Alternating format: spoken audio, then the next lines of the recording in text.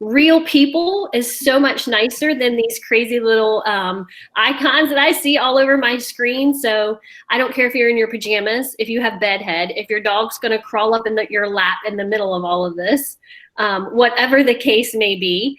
It would be awesome if you're so brave as to turn your camera on just so we can kind of see everybody. It's just, we miss people. I'd like to see faces. I don't care if you don't have makeup on. I don't care if your hair's in a towel because you just got out of the shower. It would be great if you have it. If you don't have a laptop with a camera, I completely understand, but it's kind of nice to see faces for a change. So there's no shame in our game. We're all doing the best we can with bedhead and everything else, but I just like seeing people. It's so nice to see faces pop up.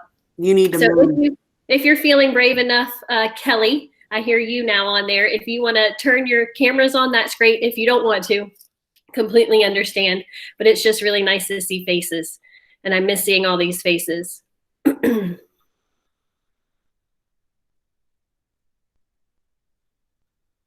We're not judging what your house looks like. I'm not judging what your house looks like. That's why I'm facing a window back here. That's all you can see because the rest of it is just a complete mess. All right, so we'll go ahead and get started. It is 9:02, so I'll try to be as prompt as I possibly can. Good morning to everyone. It's great to see everybody here. I can't believe that you have all chosen on a Tuesday morning where the sun is shining, albeit a little chillier than what we would all like, that you've chosen to hop on and take some time out of your morning to be here with me. I'm humbled at all of you that have chosen to join in this morning. I'm going to start with a little bit, like, I don't know that everybody really knows me. I tend to live in the middle school and high school world. So though my career started in elementary school, it's been quite a while since I've been in that little world. So I'm Renee Dowdy, Assistant Superintendent here in Currituck County, in charge of our secondary schools, middle schools and high schools.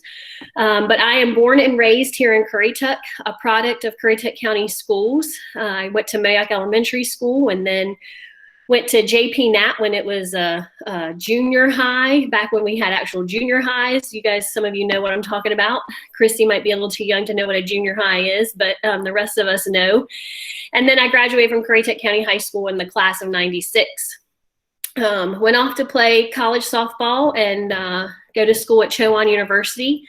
And when I graduated there and came back, I decided that I was going to return to the community that had given so much to me and be part of teaching again at Mayock Elementary School. So I started my teaching career there, teaching sixth grade, because sixth grade was part of the middle school at that point in time, and actually got to teach in the very same sixth grade classroom that I was a sixth grader in Joanne Mackey's sixth grade class. So started there, and then we opened Mayock Middle School up, and sixth grade moved over to the middle school and became a different concept from a junior high to middle schools. And so I taught sixth grade at Mayock Middle School and then stepped out of the classroom to do career development or curriculum coordinator position. Got a taste for administration and knew that was something that I wanted to pursue. And then in 2008, JP Knapp Early College opened up, and I was asked to go join the staff over there, and just about freaked out because I didn't think high school was anything in anything that I wanted to do. But nonetheless, I jumped on board, and the thought of being able to start something from the ground up was pretty cool. And so I went over and joined JP Knapp and started with the inaugural class of 2008 at JP Knapp Early College. I was working there as a career development coordinator, and then had the opportunity to take over as being principal at the early college shortly after I had my son, and then stayed there for a few years, graduated 3 classes all the way through the early college, took an opportunity to join central office for a brief short year, and then went and jumped over to Currituck County High School and spent time there as principal there. And now I found my way back over to the district office. So that's just a little bit about me. I think it helps to know a little bit more about who you're talking to. And some of you know my story, and not everybody does. So it's so crazy. You know that I get up and speak to you guys in an auditorium of about 500 people and have zero problems with doing that. And for whatever reason, speaking to you behind a camera seems so much more daunting. I don't know why, but nonetheless, I'm more nervous now talking to you than I would be if we were sitting at the CCMS auditorium on, convocation day. That's so crazy, but it is what it is. So I just wanted to take a moment, one, to set the stage that I have 2 kids. I have a 10-year-old and an 8-year-old. who probably will not follow directions and will interrupt me at least 5 times on today's little presentation. But that's real life. I'm a mom. I juggle it all. And so inevitably, I'm sure Caden will come in here and make an appearance with his head right about here, being nosy, wanting to know what all of you are doing and why you're all on the computer screen with mom. So between them and the dog, just prepare yourselves for interruptions. I freaked out when Sandy was like, okay, Renee, I'm going to share the list of folks that are joining in with you today. And I looked at the list and there were like 70 folks. I'm like, what? They must have confused me, like Jimmy Fallon was going to be on like the computer screen today. 70 folks don't need to sit here and listen to me say some encouraging words. And then I got to think about like, oh my goodness, what am I going to share with you to take up a little bit of your time on this Tuesday morning? And I said, Sandy, how long does it need to be? And she's like, well, we've had some folks go like 35 minutes. I was like, what? I thought it was like 10 minutes. Hey guys, let's all do this. We can do this. And then she's like, no, it's a little bit longer than that. And I was like, oh, great. So I did spend some time last night kind of preparing a little bit to talk to you about and letting you know things that I think are important for you to hear from us. And then we're going to finish up with a fun little Q&A session at the very end. Here we are on Tuesday, May the 12th, and we're nowhere near what normally would be going on a Tuesday in May. In fact, if we were anywhere near normal right now, there'd be a band concert about to happen tonight at Moyotte Middle School. We'd be prepping for underclassmen awards to take place this coming Thursday at Currituck County High School. We'd be cramming as much information into our kids these final 2 weeks before exams started that we possibly could. Yet here we are, in a new normal, not something that I think any of us ever expected would be happening at this point in time. I think we started this out when we rewind in our heads back to March 13th, which seems like an eternity ago. It doesn't seem like it was just a month ago. It seems so much further than that away. But I think when we started this and started getting word that something was coming and school may be closed, I think that all of a sudden our nervous and anxious energy kicked in and we felt a little bit overwhelmed. But the reality was our adrenaline at that point in time on March 12th and 13th really started to carry us through that initial phase. We all ramped ourselves up like, oh my goodness, school's gonna be closed down. We've got to do this. Okay, we can do this. Let's get going. We planned and we thought about and we collaborated and everything was going on that adrenaline rush of, oh my goodness, this is really going to happen. How are we going to make this happen? And so I think that whole like fight or flight mentality really kicked in. Many of us chose to fight and we jumped right in with our colleagues and we planned and we learned new things that we never had learned before. And we had all of that ready. Some of us may have chosen to flight for just a brief moment and hide thinking, oh my God, technology is not my friend. How am I going to make this virtual thing happen? But then you came back to the fight with the rest of everybody else. And I think that with the help and guidance of your colleagues and with your administrators, we all kind of jumped into this fight together, if you will. And again, that adrenaline is no joke. I mean, it kept us rolling at the very start of this the whole entire time. And then we kind of made it to spring break, and spring break rolled around, and we had only really done about 1 full week of remote learning before we had spring break right around the corner. And I think all of us at that point, well, it was only a week, we're like, hallelujah, spring break is here. Because the reality was that adrenaline had started to wane. And we all know when you're in those moments of fight or flight, or when you're in a moment when adrenaline is really rushing, it carries you so well.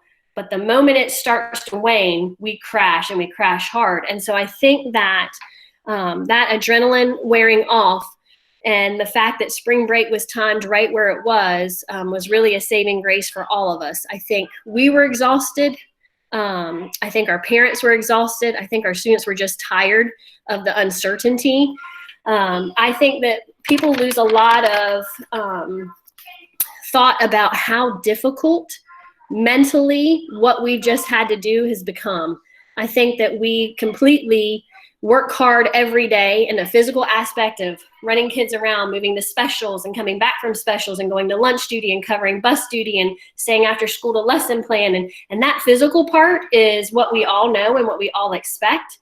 But I don't really think that any of us were quite prepared for how mentally draining this pandemic and this switch to remote learning was going to be for all of us. I don't know about you, but those first few weeks were so mentally exhausting in having to figure out how to make decisions and thinking about how we would process through processes and just all of that, I think, was really, really mentally draining. And so that adrenaline had worn off. We made it to spring break.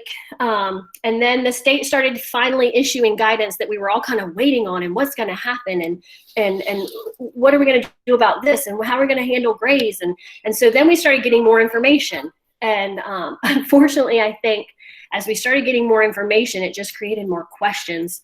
And so we lived in this world where we had a lot more uncertainties than we did of certainties. And so internet became an issue, and access became an issue, and how long is this really going to play out? Will we be able to come back to school? Will we not be able to come back to school? I think we all tried to do the best we could given the circumstances. And the reality was we were all unprepared for this. I think in Currituck County, we all are so very blessed. And for those of you who come from different districts, I think that many of you can attest to the fact that we're super fortunate. We have technology, we have internet access, we have tools and devices and things that many other surrounding districts don't have. Is it enough? I don't think it's ever enough. But are we lucky? Absolutely, we're lucky. And I think those of you that have worked in other places can probably speak to the fact that just going a little bit further to the west from us, and it's a whole different world. And teachers don't have laptops, and we don't have Chromebooks, and students don't have any devices. And so to go into a remote learning environment, that's a daunting task. So we picked back up with remote learning after spring break and got going again. And then the news came that, hey, this was going to be our new normal from now till the end of the school year. And I think we all kind of held out hope that maybe, just maybe, we'd be able to make it back into our school buildings and see our kiddos one more time before we had to wrap up the end of the school year. But the reality was it didn't happen. And while I think that we all kind of knew that was going to happen, I also think we kind of had a collective exhale in that at least we knew, right? We could breathe and know that this was going to be our new normal for the remainder of this school year. So I think at this point, as we're here now finishing out the rest of the school year, I think I have to say that, you know, we've done remarkable, not we, I think you have done a remarkable job under the most uncertain of times and circumstances. I don't think, though, it surprises me one bit because you're all educators, right?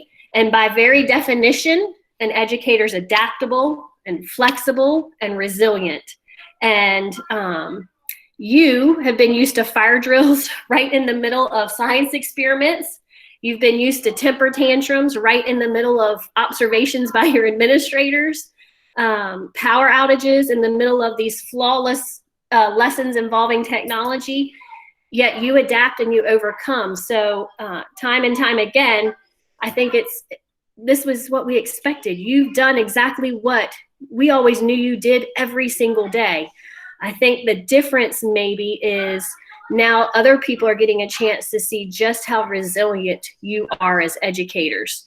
I think it's important to note that in times like these, we tend to get by with a little help from our friends, and relationships matter at this point in time, maybe even more so in times like these. Chances are you've leaned on a colleague or two to help you through all of this. Maybe it was to vent your frustrations.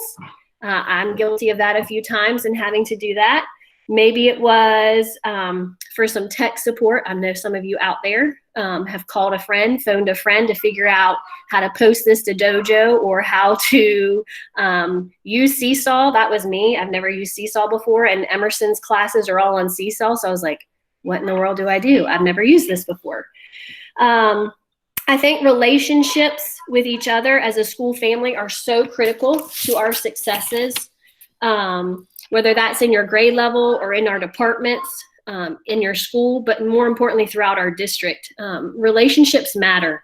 And so I hope that through all of this, the one thing that gets strengthened is our relationships with each other. I think it's weird being so socially distant, but the reality is sometimes I think it brings us even closer together if we really see what we're meant to see out of this frustration and ugliness and uncertainty.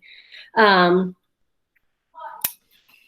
hope that society's appreciation for teaching and education in general continues to be as strong in the months and years to come. I hope that as we wrap up this year remotely, that you think about how you continue to build relationships with your students and with your families. I think there are so many out there just not sure about what's going on. How do they know you care, and how do you show them that it's not just about their science grade or their math grade, but it's really about them as a family. I have to brag for a quick second, but Caden, my son who's 10, is special needs. And in the last 2 weeks, he's gotten personal handwritten letters from 2 of his teachers, something so simple. The last one, and I'm going to give a shout out, this was Bobby Johnson who did this. Bobby teaches at Shawborough Elementary School, and Caden in the mail yesterday got a little handwritten letter, and inside it was just a hand, a cutout of a hand, and it says, sending you a virtual high five, I miss you. And it was something so simple, but that kid was just like a kid in the candy store opening up the mail to get a little letter from his teacher. It's the little things that matter. It's that he'll remember down the road about getting a letter from his teacher. It's not about that he's still on a level, J in the 3rd grade of his book. It's going to be those things that he really remembers. So I think our challenge moving forward is how do we continue to build relationships with our kids and with our families? And I know some are hard to reach. I know that some circumstances we like to make a lot of assumptions about why our kids are or not jumping in feet first into this remote learning world. But I just hope that we put aside those assumptions and that we really think about how we encourage one another and how we build relationships with our kids so that they know we care about them. And you guys really rock. I mean, really, that example of Caden is one. I'm sure if I unmuted every single one of you, you can attest to things that you've done during this, from making personal phone calls to making drive-bys of students' families to carrying food to certain families that you know are in need. You guys have totally risen to the challenge and have done that, and I'm super grateful for that. And I just continue to encourage that you keep that going, because that's what really matters. See what I told you? Like, here's interruption number 1. Let's take count. Yes, sir. You gonna say hi to everybody? No. You don't want to say? Oh, okay. He's being camera shy now.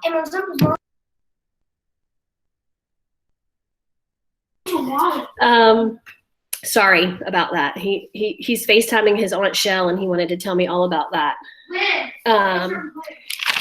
I think communication's also been key in all of this, and I wanted to hopefully know that, at least at some point throughout all of this, our messaging coming from the district office has helped you to find some sense of consistency amongst all this uncertainty. There's still a ton of questions out there, if you will.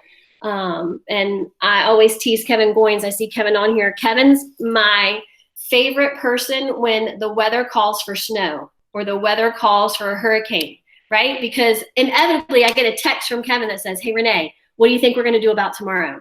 And I always send him back an emoji of a crystal ball, because I tease Kevin. I'm like, if I had a crystal ball, Kevin, I would tell you that I think, and I always tease him because I love doing that. And the reality is my phone has blown up since the start of this whole event with lots of questions. And I love that you guys are willing to ask questions and you feel comfortable coming to me to say, hey, Renee, what about this? Or what do you think about this? So Kevin, I don't have a crystal ball, but you know what I do have? I'm going to show you. So hang tight. I'm going to present something to you guys now. Get ready, Kevin. This one's for you. I thought about you when I did this. No crystal ball, but look right here. Remember the magic 8 ball? All right, so while I don't have a crystal ball and I do believe in great communication, we're going to take a moment and I'm going to allow you guys to ask some questions of me and the magic 8 ball. So to start with, anybody out there have a question that you would like for Renee to answer? I have a question. All right, Christy, what's your question? And let's keep it PG rated. My kids are in the other room. I'm sure I'm the only one with this question, but are teachers going to be able to back into their classrooms and schools anytime soon? Oh, yeah, that is a question. So we know that there are a lot of you who are anxious to get back into your classrooms. There's lots of stuff to clean up. There's lots of stuff to get back to kids. So let's see, if we shake up the magic 8 ball and we ask it, it says, yes, most likely. So the answer is we are currently working on plans right now to get you back into your classrooms, keeping in mind the guidelines that are set forth by Governor Cooper's executive order. And also keeping in mind that we do have a lot of things that we have to collect. Ms. Reynolds, who's also on this call, has the very daunting task of collecting all these devices that we were so fortunate to be able to get into the hands of our students and our families. But then comes the hard work of trying to figure out how to collect all of this and how to get library books back to the library, how to get kids' personal belongings from your K-2 classrooms back into parents' hands, from lockers at the high school to athletic lockers. We have quite a bit of stuff logistically that needs to get figured out, but we do anticipate that hopefully soon, again, following the guidance coming out of the state, that we will be able to get you back into classrooms, get parents the ability to come drop off and pick up things. So if you'll hang tight, the answer is most likely that will be coming soon. More information should be coming out shortly about those plans logistically to keep us a safe distance apart, to have protocols for handling things that are not ours, if you will, appropriately.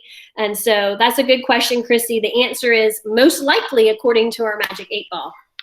All right, next question. Anybody got one next? Oh, Renee, and the magic 8 ball. Will remote learning go all the way to the very last day of school on June 5th?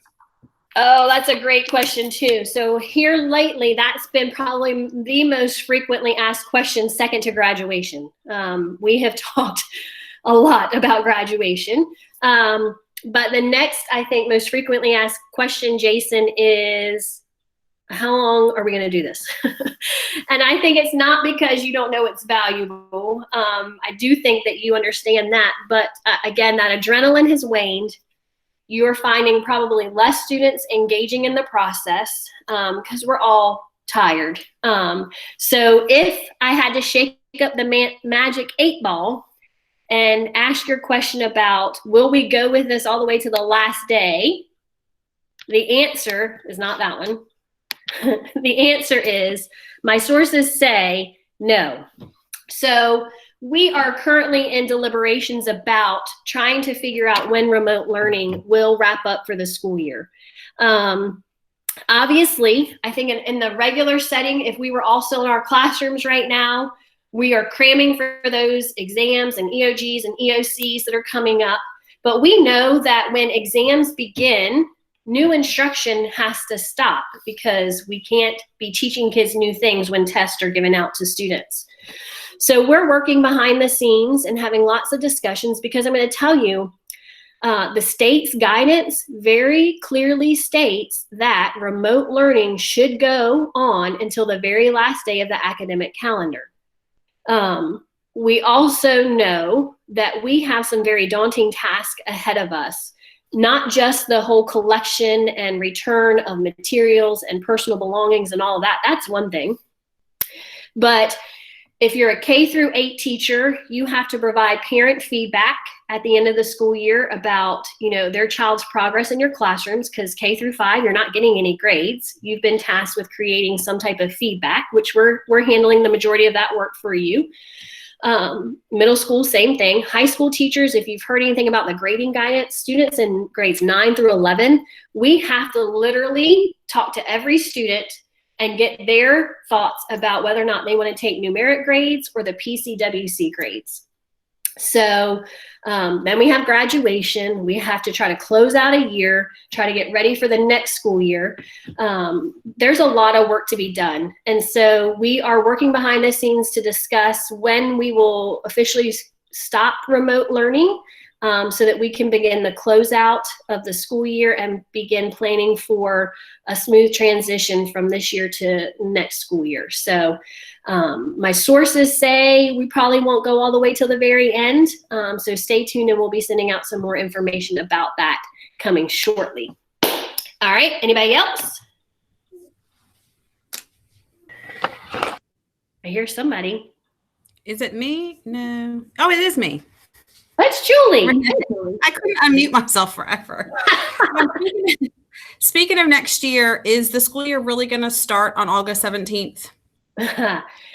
So if you've been listening to the legislation that's been going back and forth between the House and Senate in North Carolina, then you may have heard about the new calendar bill that was passed. And so if I shake up the magic 8 ball, the answer is yes. So currently, it has been decided that schools across the state of North Carolina will now begin the 2021 school year on August the 17th. So that is a full week sooner than what we normally would have started. Also included in that calendar legislation is a lot of other stuff that's probably not worth me getting into right now and freaking everybody out or asking you to try to figure it out. But there is some guidance in there that says, one, we will now start school on August 17th. Now, that legislation does not apply to early colleges who already have a calendar that's different than the normal traditional calendars. So like the JP Knapp Early College, their calendar does not have to start of August 17th. In fact, they start earlier than that anyway. But for all traditional schools, we will now begin school for the 2021 school year on August the 17th. In addition to that, there's some talk, if you heard about remote learning days built into the calendar. I think one of the things that happened amidst all of this is obviously we all got thrown into trial by fire. And as we did that, we had some glaring inequities that came out as a result, not just in Currituck, but you compare then Currituck to a Weldon City schools, or you compare a Currituck to an Orange County Chapel Hill school system. And so what the state obviously saw is, hey, this isn't equitable. So how do we put some plans in place so that we can try to make it more equitable? And so they have built in remote learning days and required every LEA across the state of North Carolina to submit a remote learning plan. So Sandy and her team, along with district staff, are working to develop a remote learning plan that really is going to speak to all the things that we figured out as we flew the plane while we were building it, in an effort to be more deliberate about, okay, next year when we do this, or if this happens again, or whatever, how do we make sure that we can say we have a plan of equity in place, that we have involved parents in training, right? Because again, I said it before, I don't know anything about Seesaw. I had to figure out Seesaw for myself. I'm an educator. I'm educated. It still is difficult. I'm navigating Google Classroom, Seesaw, Class Dojo, all these things. So I think that the intent behind the state is to say, if we can all submit plans, we can review these plans, we can try to make it easier for students, for parents, for teachers moving forward if we ever have to do this again. So that's one of the other key pieces to that calendar legislation that's coming out. But the answer is, Julie, signs definitely point to yes, that we will begin the 2021 school year on August the 17th. All right, next question, anybody?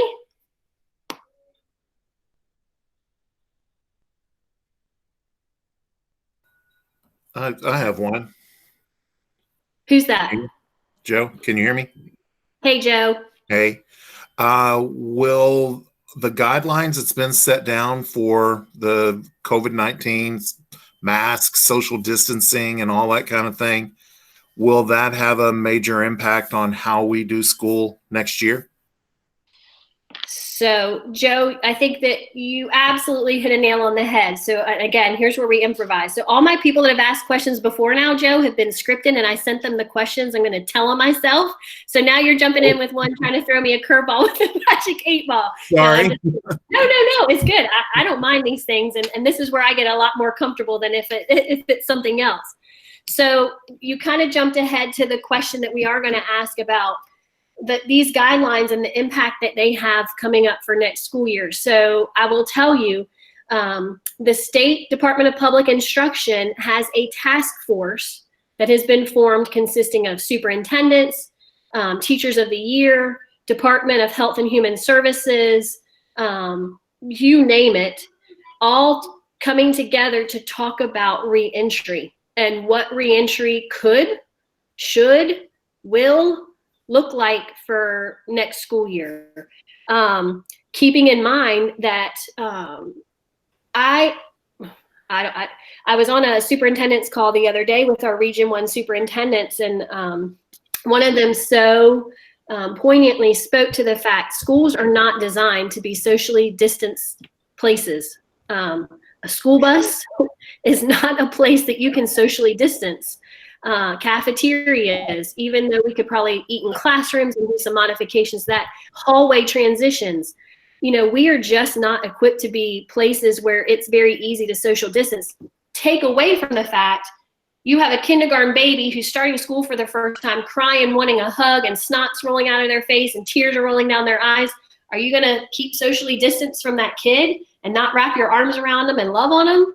I doubt it. So I think the long and short of the answer is there's a task force currently working on it. Absolutely, the guidance about social distancing will have an impact on what we do, what we look like, just as it's having an impact right now in our planning for graduation. No more than 10 people in a mass gathering right now.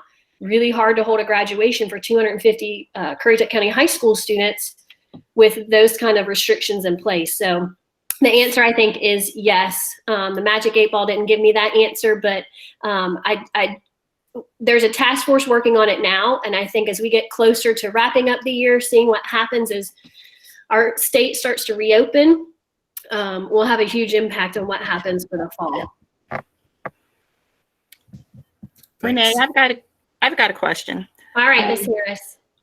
To be sure, will teachers get raises next year after all this hard work we put in with remote learning, right?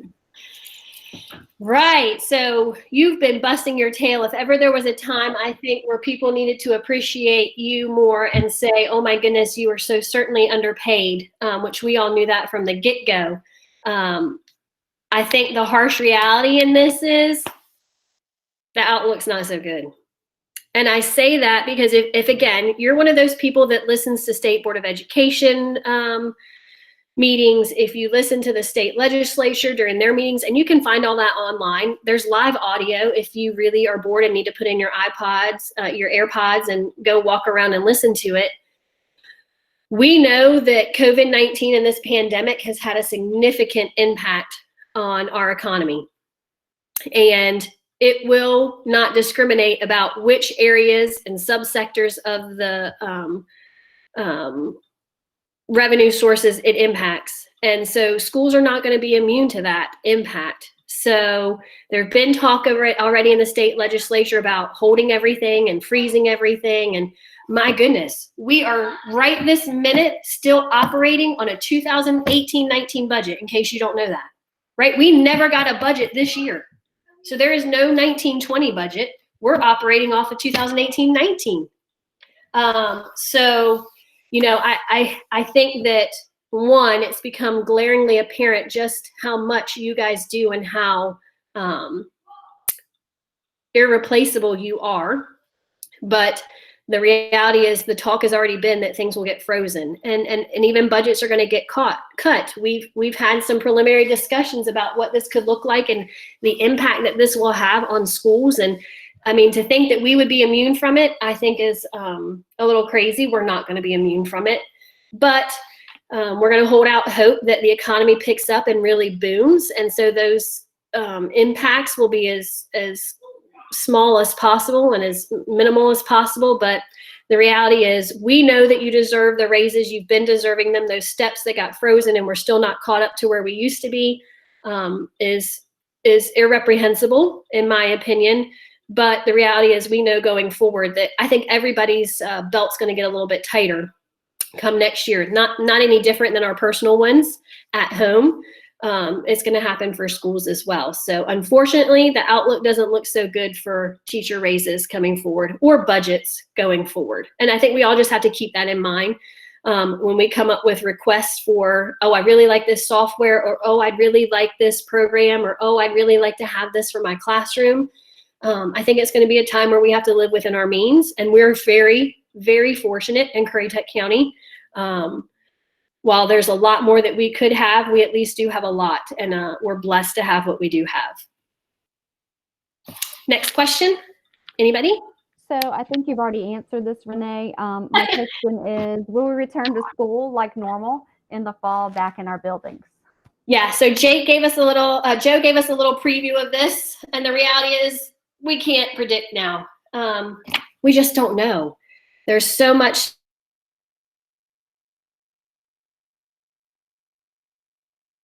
what that's going to look like. So to expect to know what fall of 2020 is going to look like, there's really no answer. So we have to be prepared for a plan A and a plan B, and maybe even a C and a D. Again, I told you that task force has been created, and there are people out there working right now on what reentry could look like and modeling some different scenarios.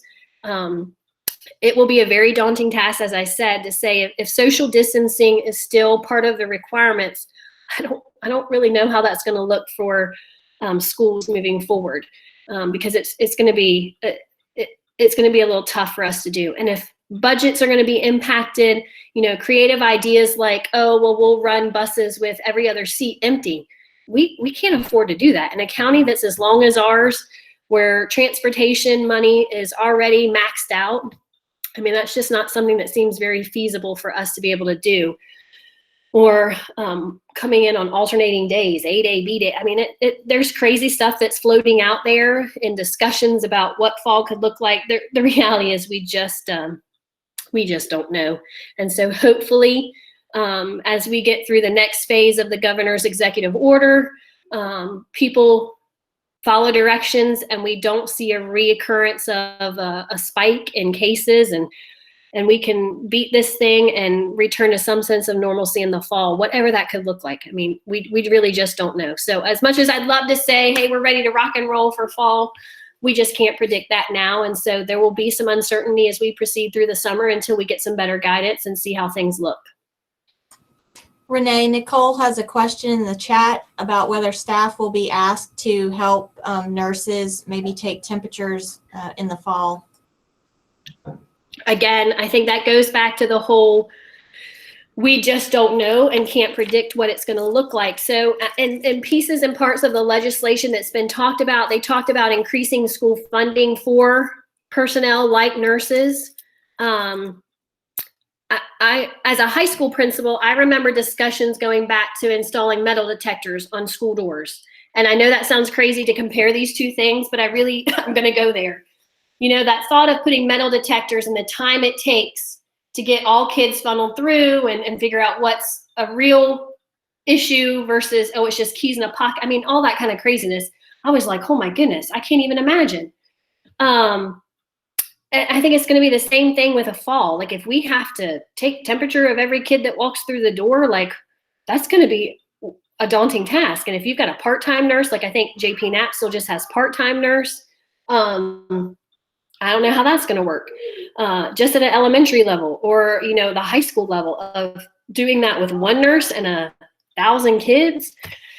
I have no idea. Ultimately, safety is going to be a priority, and we've always gone from that standpoint that safety is a complete priority of our staff and our students. So again, I don't know what that's going to look like. I can't even begin to predict if that's going to be a reality that we're going to face. Is it a possibility? I think everything's on the table. Wearing masks next year is a requirement, on the table. You know, socially distancing is on the table. Taking temperatures before folks, those are all things I'm sure that task force is going through and trying to decide of, you know, here's scenario A, this is what we could do. Scenario B, this is what we could do.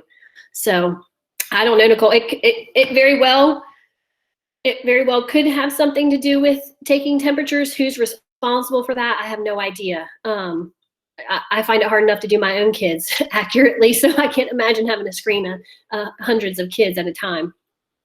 She had a follow-up question about whether TA positions might possibly be cut.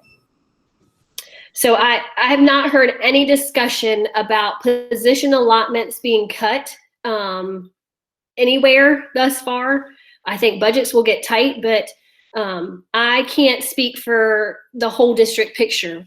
This is Renee's 2 cents and Renee's 2 cents only. And I've said it before in some of our district level meetings. We get our bang for our buck in our people, right? Not a program, not a software, not a device. It's really about the people, because programs and devices are only good as the support you have behind them. So I would wholeheartedly hope that nothing happens with regards to our people. And in fact, I mean, we still have K-3 class size legislation that's moving forward where we have to reduce the number of students to meet those ratios, and that would mean adding more people. So I don't have a crystal ball. My magic 8 ball is just fake. And so it can't give me the real answer. I would hope and pray that we don't see an impact to the people in our district, but you may see an impact to the things in our district. And again, people are way more important than things to me. Renee, yes, ma'am. should we anticipate the first week back being review or some type of assessments from the prior year that they're placed correctly? That's a great question. And as we phase into this reactive phase to the proactive phase of planning for next year, obviously we know there are going to be significant gaps in understanding of content from this fourth quarter, if you will. So as we begin that proactive phase of planning for next year, I do think that you're going to see a shift for us about what do we do at the start of next school year. I don't know if it's a week. I mean, it could be 2 weeks. It could be 4 weeks. How do we make sure that kids get what they missed so that they're better prepared for the new year, grade level, subject, whatever comes next in their course sequence? The state has talked about releasing some type of assessments for us to administer to get that big picture about what kids know and what they don't know.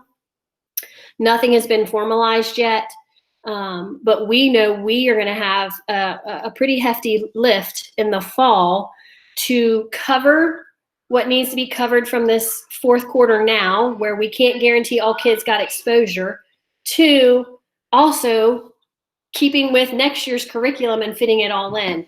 So I think the answer is yes, there will be some of that planning that's going to take place to get ready for the start of next school year and revise pacing guides, if you will, talk about some type of pre and post assessment so that we can get a feel for where kids are. Matt and I have had some really good discussions about what that could look like. Again, I have two opposite ends of spectrums. I've got Kaden, who's special needs. I've got Emerson, who's a little more advanced for her own good than her own good. And so for her, she's missed a whole fourth quarter, but I don't know that you're going to see that in an assessment because she's ahead of the game.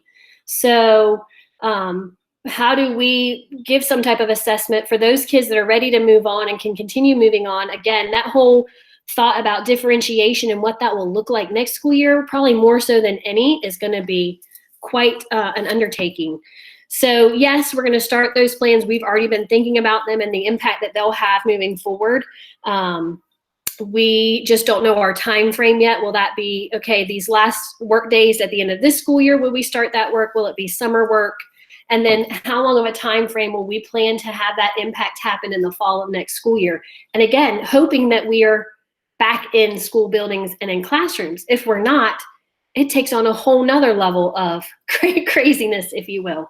So yes, we're going to plan on those things. Hopefully the state's going to provide us with as much of a structure so it's consistent across the state. But much like what we've seen coming out of here, out of the state, a lot of it's being left up to LEAs. So we'll be on the forefront with that. I think Christy Hodges and Diane Davenport and Dr. Lutz and myself will be able to get the ball rolling on that. And we've got some good supports in place, and we'll be able to tackle that as soon as we can. Renee, Lawanda has a question in the chat. Has there been any discussion on how front office staff will handle keeping their buildings secure with COVID-19 in the upcoming year? Think of myself and all the bookkeepers as the first line for security for students and staff behind locked doors. Yeah. So again, there are so many fine details for folks like Lawanda and my mom, who's a school secretary. This will touch every facet of everything we do. And so chances are there will have to be new protocols in place for folks that man the front offices and the front doors and people coming in. Do we let people come in? Do we make them wait at the doors and we'll bring folks out to them? I mean, all of that. Of course, if we're not back in school in the fall, then it won't be the issue it was. But when we do return and that reentry plan starts phasing itself back in, those are absolutely things we're going to have to think about. And as crazy as it sounds, things like hand sanitizer, like it's almost impossible to find. And I'm sure that will change as we get through it. It's like toilet paper. I still don't understand the whole deal with toilet paper, but we have to be sure that we have supplies of those types of things, wipes to wipe down surfaces where those folks may touch when they enter into our building. Whether we take temperatures of those people trying to come into the building. I mean, it's just, there's a lot yet to be determined. We would not forget about you frontline folks who answer the call all day, every day, and have to deal with the craziness of people when they don't like what you have to say. We just don't know what that's going to look like. But your role, just like that of cafeteria workers and bus drivers and teachers, and we have to think about all of those things as we make a plan moving forward for reentry. So we'll definitely keep you in mind, Lawanda, and your smiling face. I hate that you would even have to maybe wear a mask because you've got such a pretty smile. I would hate for that to happen. But we'll just cross that bridge when we get there and we know a little bit more information. But yes, we will consider what has to change with your roles as well and how to protect you as well. Renee, Nicole wants to ask, is there a new start date for teachers, and will our salaries be adjusted for the extra time? So here's the thing. A teacher working calendar of 215 days has not changed. You will still only work 215 days. So the question about changes to your pay is not an issue. You will still only work 215 days. The extra week does mean that we will probably have to relinquish some teacher work days. In fact, Dr. Lutz and I have a call tomorrow with some of the state officials, and we hope to get some clarification around the language surrounding this new calendar change, because I read it this way. Dr. Lutz reads it, he reads it this way. Mr. Stefanik reads it, he reads it this way. LEAs across the state are reading it all different ways. So we hope to get some clarification tomorrow and in the days coming forward. And then we're going to put a task force together to look at modifying our calendar once again. It seems to be the running joke with Miss Yvette. Every time I have to send her a calendar, she's like, Renee, what revision is this? I'm like, I don't know. I lose track after a while. But we will most certainly make those changes. Obviously, if we've bumped the student start date back a week, then chances are the teacher report date gets bumped back a little bit as well. How many days? I don't know yet. We've got to look at that, depending on how we fit in our remote learning days and still keep our minimum 1,025 hours and all the new guidance that's coming out of the state. What I can tell you, though, for sure is it does not change your 215 working days as staff. and therefore will not impact your pay whatsoever.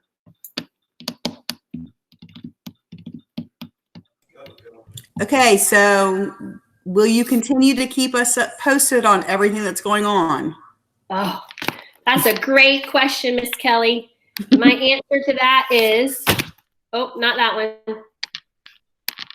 Without a doubt. So again, I'm a firm believer in the power of communication, and we will do our best to make sure that you're kept up to date as much as we do. I know sometimes it feels like, oh, other LEAs are sending out this message. Why haven't we gotten anything yet? And the reality is the information we are receiving changes literally sometimes by the minute, sometimes by the day, sometimes by the week. And so we want to make sure before we send a message out that it's verified, that it is thought through, that it is not going to change 2 seconds later and then I have to undo what I just did. So we will continue to keep everybody as up to date as we possibly can, letting you know what's going on. We don't withhold information as a means of trying to keep you out of the loop. It's really to make sure that when we give you the information, it's legit. And we don't have to change our mind about what we did in the minutes coming down the road. Because I think there have been some instances that you may have seen with some of our other folks. They're sending the message out, but then it has to change. And we just want to make sure we're giving you accurate information and that we give you the best message moving forward, and also help model that message for you. I think it's been powerful to us to, like with the grading guidance, which has been quite a mess. But with that grading guidance, having those town hall meetings with middle school and high schools to process through and to model through what you would say to parents, what you should put in your grade book, I think has been extremely powerful for us all to be on the same page. So that's what our goal is, to make sure our message is verified, that it's accurate, and that it's as timely as can be without being too upfront, so that we don't have to change that message a little bit later. So those were all my scripted Magic 8 Ball questions. Do you really, I guess at this point in time, I can open it up, Sandy, if there's anybody else that does have questions that I didn't prepare for and I might have to give a off-the-cuff answer for. But if there are some things that you want to ask, feel free to ask.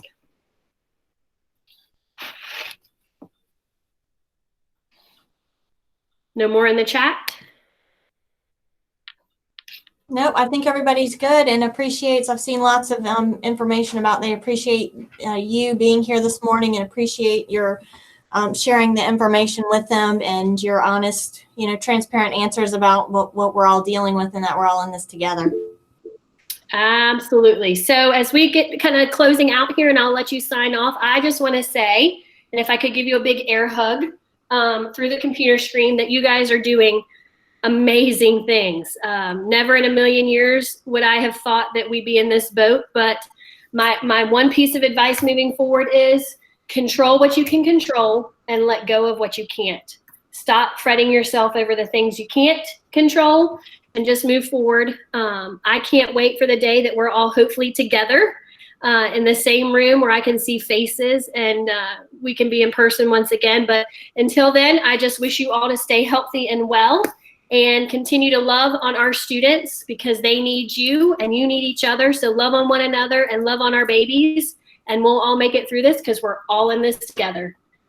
Thanks so much for everything you're doing, and thanks for joining me this Tuesday morning. Thanks, Renee. Thanks, Sandy. Thanks, guys. Have a great Tuesday afternoon.